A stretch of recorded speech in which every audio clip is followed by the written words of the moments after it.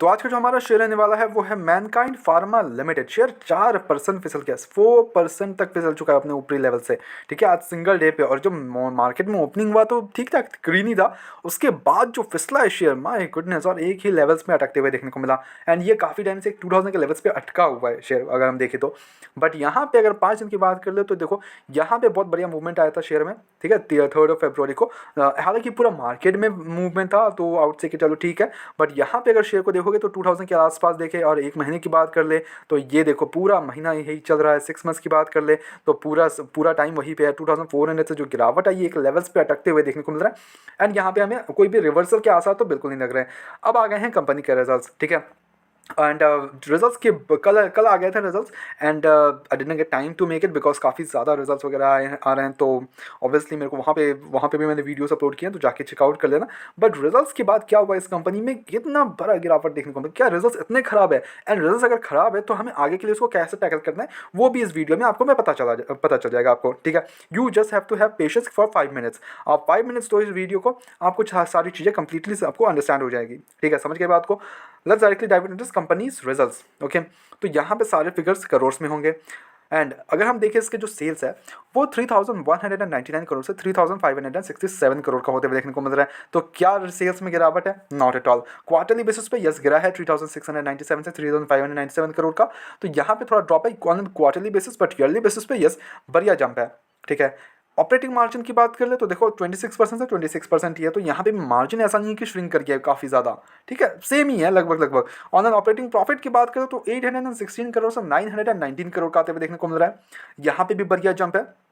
Other income इनका drop हुआ इस बार।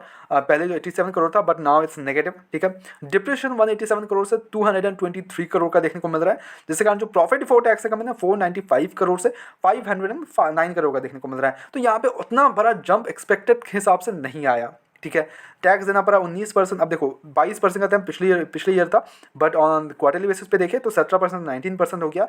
हम जो 19% का टैक्स देना पड़ा, जिसके कारण जो नेट प्रॉफिट है वो 414 करोड़ का देखने को मिल रहा है। ऑन ईयरली बेसिस पे पिछले ईयर था 385 करोड़। तो ईयर ऑन ईयर बेसिस पे जंप तो है। अर्निंग पर शेयर 9.22 से 9.90। ओके, तो ईयरली बेसिस पे जंप तो है। देखो रिजल्ट्स कैसे हैं, अब देखो रिजल्ट्स मिक्स बोलूंगा। आई वुड नॉट से कि बहुत बुरे रिजल्ट्स हैं, never, because results are actually good. ठीक है, ऐसा नहीं कि रिजल्ट्स एकदम खराब है। ठीक है, results are actually mediocre results. I would not say कि हाँ चलो ठीक है एक्सपेक्टेड के हिसाब से नहीं आया तो रिजल्ट्स एकदम बेकार है, नॉट एट ऑल, ऐसा कुछ नहीं है। Results are actually good.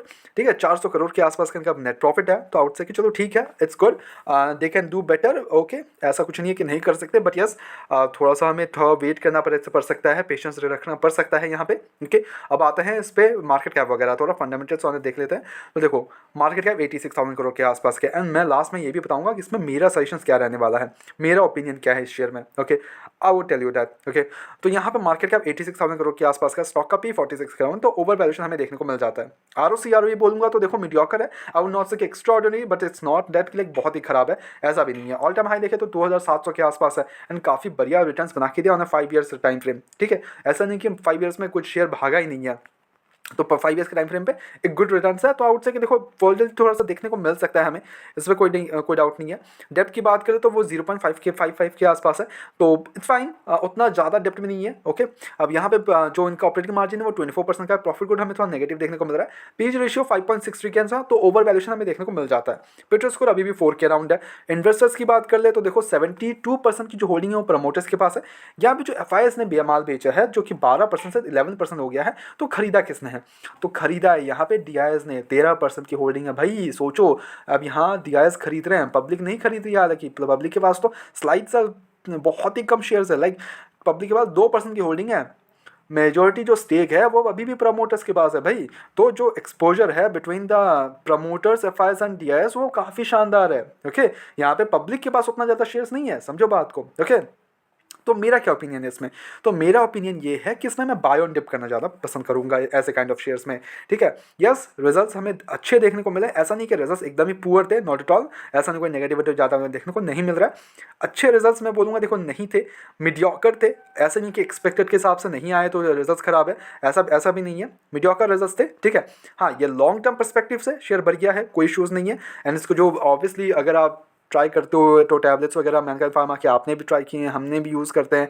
और यहाँ पे जो इसका पीयर्स वगैरह में भी जाओगे तो यहाँ पे बड़े बड़े नाम निकल के आएंगे ऑब्वियसली, द सन फार्मा हो गया, डिवीज लैब, टोरेंट, सिप्ला, तो बड़े बड़े नाम यहाँ पे भी है, तो यहाँ पे भी आप जा सकते हो। बट इंडस्ट्री से यस एक दो शेयर्स होने चाहिए ऐसे काइंड ऑफ इंडस्ट्री से। तो मैनकाइंड फार्मा भी ऐसा नहीं कि बहुत कुछ एक्स्ट्रा ऑर्डिनरी है, अभी भी मार्केट कैप वगैरह लेके बैठी है। 86,000 करोड़ का मार्केट कैप भी है, या 2 लाख करोड़ का मार्केट कैप टच कर सकती है, या 3 lakh crore. Yes in future sure हो सकता है, ऐसा कुछ इशूज़ नहीं है, ठीक है। शेयर बढ़िया है, परफॉर्मेंस यस देखो डू बेटर, तो वहाँ पर भी हम फोकस करेंगे।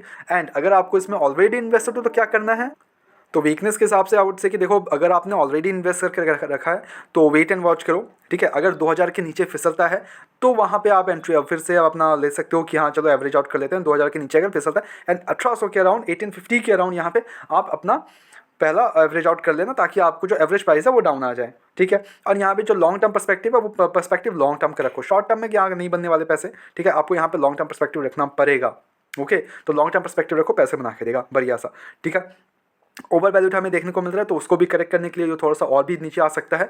अभी तो 2000 के ऊपर बैठा हुआ है, अगर 2000 के नीचे फिसलता है तो थोड़ा वीकनेस बढ़ जाएगा, तो 1850 या फिर 1800 के राउंड आने की क्षमता है, वहाँ से फिर हमें एक अच्छा रिवर्सल लगा देखने को मिल जाए तो ठीक है। अदरवाइज वहाँ से भी फिसलता है तो और भी थोड़ा फिसलते हुए देखने को मिल सकता है। ये टोटली मेरा ओपिनियन है, ठीक है। बट हमारी तरफ से यहाँ पे कोई भी बाय एंड सेल रिकमेंडेशन बिल्कुल भी नहीं है, ओनली सजेशन है। तो please take it as a suggestion, अपने एजुकेशन पर्पस के तौर पर वीडियो को देखो, go head do on research as well and then make the investments. And for fresh entries के लिए बोलूँगा तो देखो आपका पर्सपेक्टिव अगर लॉन्ग टर्म है तो ऐसे काइंड ऑफ शेयर्स में आप पहला एज फ्रेश एंट्रीज आप किसी भी लेवल्स पे ले सकते हो। And then wait can watch का स्ट्रैटेजी अपना 25% डिप्लॉय करके, यहाँ से वहाँ से गिरावट आता है, then again you can deploy 25%, तो ऐसे करके डिप्लॉय कर सकते हो। बट एक ही वन गो में 100% मत डिप्लॉय करना, ठीक है। That's totally my suggestion, so please take it as a suggestion, okay.